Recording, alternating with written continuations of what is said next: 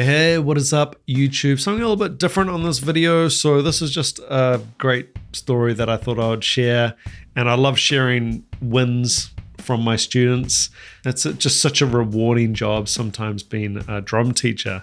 And I just thought this one was really cool. And I thought it proved some old cliches. Now there's a saying that if you hang around the barbershop long enough, sooner or later you're going to get a haircut. Hey.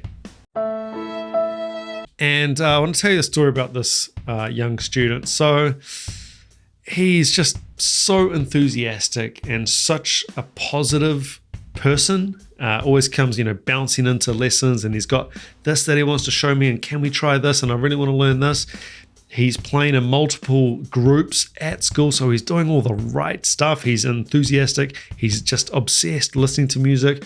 Got crazy things that I've never heard of, like 70s Japanese jazz fusion, as well as modern stuff, hip hop, pop, all kinds of stuff.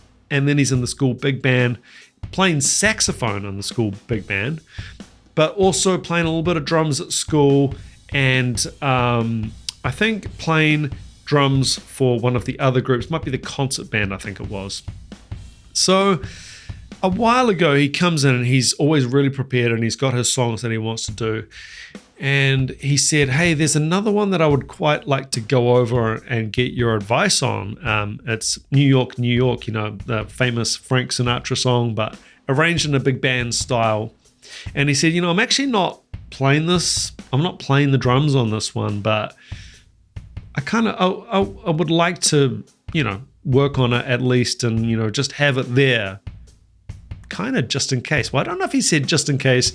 He just wanted to learn it. I don't think he was thinking ahead of, what could potentially happen. So we did that. We learned it. It was really fun, learning these big band arrangements, and we threw in some ideas and some tips. And he's, working on it and got it really, really good. And we sort of, we talk pretty candidly. He's one of these students where, you're just pretty open and honest, and he just gets it. So you can just be brutal sometimes and just honest, and it's just a great teacher-student relationship. And, we've had this conversation in the past about how, it's really good that you're doing extras. You're doing extra stuff. You're not just doing the minimum to get by. You're actually doing way more. You're learning this guy's part. You've got all your own parts. You've learned your own drum songs. You've got all your saxophone songs. He's ahead on sax. He's been doing that for longer than drums. This is good. This is really going to pay off. People notice the stuff, dude. People notice. And sure enough, he comes into the last lesson, and he said, you're not going to believe this, but the drummer who was supposed to be doing New York, New York, didn't do his homework, didn't learn the song properly. Teacher got angry.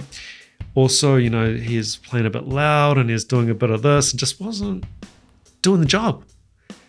And they've asked me if I could play it.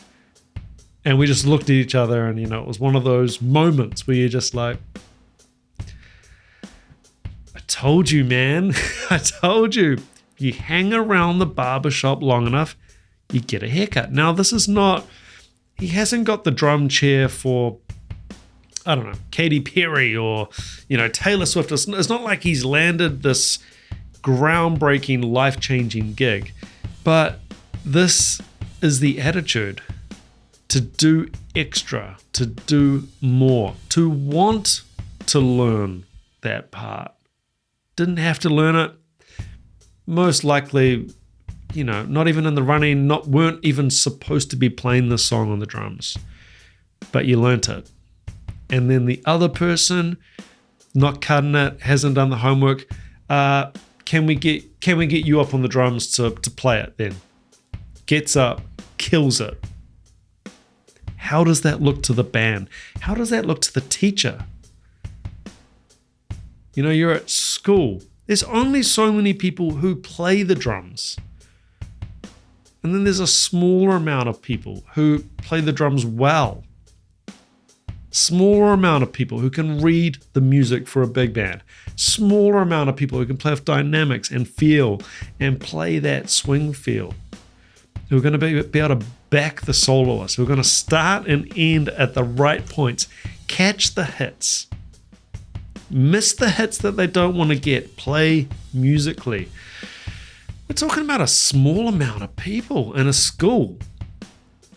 And if we expand that out to, your area, your town, your city, your country perhaps, yep, you're going to have more competition in this kind of thing, because you're going to get more people like yourself who are really obsessed with music,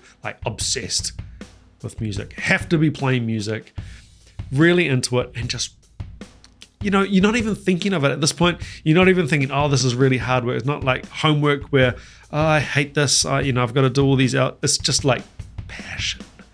You don't have to be doing anything. You're doing it because you want to do it.